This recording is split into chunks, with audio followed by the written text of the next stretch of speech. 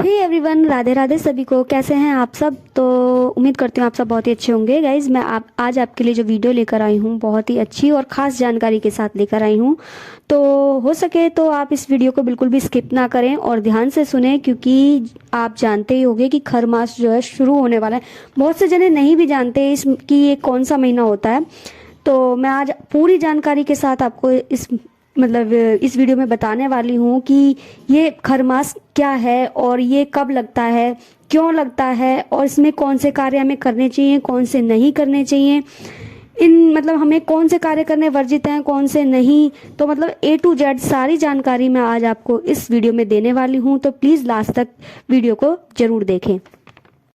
तो गाइस, सबसे पहले तो आप ये जान लें कि खर मास को मल मास के नाम से भी जाना जाता है। जो लोग नहीं जानते कि खर मास क्या होता है तो वो जानते होंगे कि मल मास, तो मल मास को ही खर मास कहा जाता है और खर मास को ही मल मास कहा जाता है। मल मास एक तरह से बहुत ही अशुभ बताया जाता है इस महीने को, कि इसमें कुछ भी शुभ कार्य नहीं होते। तो ये सब जानकारी मैं आपको आगे बताऊंगी, लेकिन सबसे पहले ये जान लें कि ये 16 दिसंबर 2023 से शुरू हो रहा है इस बार, और 15 जनवरी 2024 यानी मकर संक्रांति वाले दिन ये खत्म होगा। तो जो है ये खर मास जो है क्यों लगता है, इसका अर्थ ये है कि जो भगवान सूर्य है ना, वो धनु राशि में प्रवेश करते हैं। इस बार तो धनु राशि में प्रवेश कर रहे हैं। ऐसा साल में 2 बार होता है, एक बार धनु राशि में प्रवेश करते हैं तब, और एक बार जब मीन राशि में प्रवेश करते हैं तब। तो 2 बार खर मास लगता है।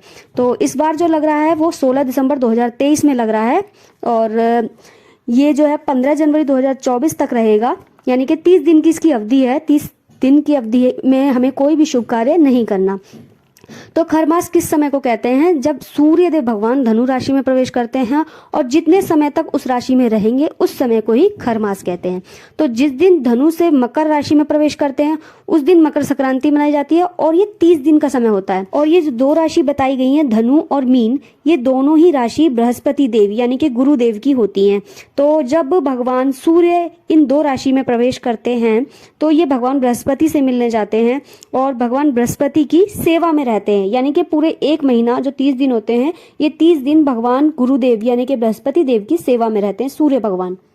तो इसीलिए सूर्यदेव भगवान की गति भी कम हो जाती है, उनका प्रभाव भी कम हो जाता है और उनका बल भी घट जाता है।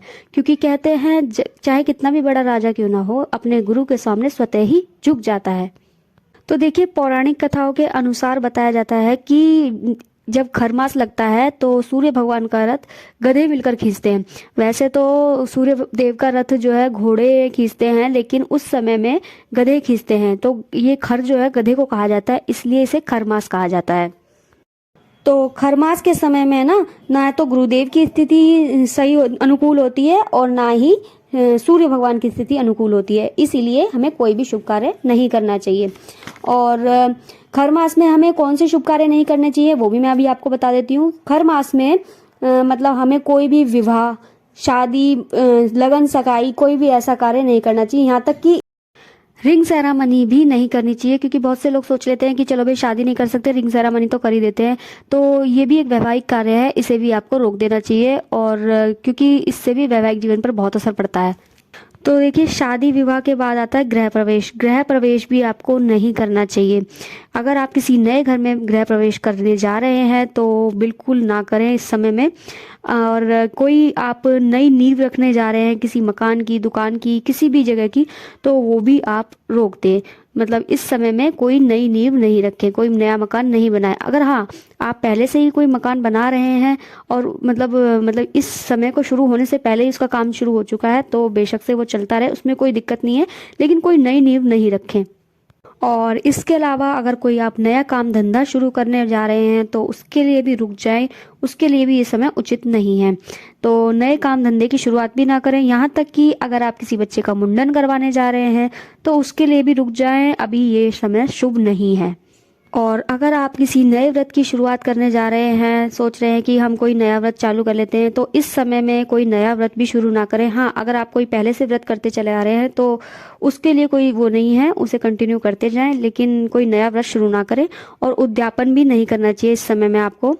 तो देखिए, ये कार्य तो ऐसे हैं जो इस समय में वर्जित है, यानी कि नहीं करने चाहिए। लेकिन कुछ कार्य ऐसे भी हैं जो हमें बहुत ज़रूरी है इस समय में करने। तो वो क्या है वो भी मैं भी आपको बता देती हूँ। तो देखिए, जैसे ही ये समय शुरू होता है, कहने का मतलब जैसे ही ये खरमास शुरू होता है, उस समय में आपको सूर्य देव भगवान की उपासना जरूर करनी चाहिए। पूरे 1 महीने आप सूर्य देव भगवान की उपासना करें, पूजा करें, उनका ध्यान करें, सूर्य पाठ करें, सूर्य मंत्र का जाप करें और जितना हो सके दान पुण्य करें। तो मतलब ऐसे कार्य, पूजा पाठ वाले कार्य आपको ज़्यादा से ज़्यादा करने चाहिए। और भगवान विष्णु का भी आपको इस समय में पूरा ध्यान करना चाहिए। और भगवान विष्णु के लिए तो बताया गया है कि जो लोग बृहस्पतिवार का व्रत करते हैं वो तो खैर अपने पूरे नेम नियम करते ही होंगे, लेकिन जो नहीं भी करते हैं उनके लिए भी बताया गया है कि वो भी किसी मंदिर वगैरह में जाकर, केले का पेड़ होगा वहां पर जाकर एक तांबे का लोटा लें, उसमें थोड़ी सी हल्दी डालें और जल भरकर केले के पौधे में अर्घ जरूर देकर आएं। तो इससे विष्णु भगवान प्रसन्न होते हैं। और ऐसा ही बताया गया है कि सूर्य देव भगवान को रोज सुबह सुबह तांबे के लोटे में जल भरकर उनको भी अर्घ दें। तो ऐसा अगर आप नेम नियम से डेली 1 महीना करते हैं तो आपको बहुत लाभ मिलने वाला है इसका। और यहाँ तक कि हमारे शास्त्रों में तो ये भी वर्णन किया गया है कि यदि कोई व्यक्ति इस समय में, मतलब खर मास में, किसी पवित्र नदी में स्नान करता है तो उसका भी बहुत बड़ा पुण्य लगता है। तो अगर आप किसी गंगा नदी वगैरह में जाकर स्नान करते हैं, वहाँ पर जाकर कोई दान पुण्य करके आते हैं, तो इसका आपको बहुत बड़ा शुभ फल मिलने वाला है। और जितना हो सके ज़्यादा से ज़्यादा गौ सेवा करें, साधु संतों की सेवा करें। तो देखिए, जितने भी ऐसे पवित्र काम हैं ये इस समय में आपको ज़रूर करने चाहिए। तो गाइज, कैसी लगी आपको मेरी आज की जानकारी? अगर आपको आज की जानकारी मेरी अच्छी लगी हो तो प्लीज़ वीडियो को ज़रूर लाइक, शेयर और कमेंट्स करके मुझे ज़रूर बताएं कि आज आपको ये वीडियो कैसी लगी। और ज़्यादा से ज़्यादा चैनल को सब्सक्राइब कीजिए, जिससे कि मैं जब भी कोई वीडियो अपलोड करूँ तो आपके पास नोटिफिकेशन जल्दी से जल्दी पहुँचे मेरी, और आप नई वीडियो जल्दी से जल्दी वॉच करें। तो गाइज, मिलती हूँ आपसे नेक्स्ट वीडियो में। तब तक के लिए जय जय श्री राधे।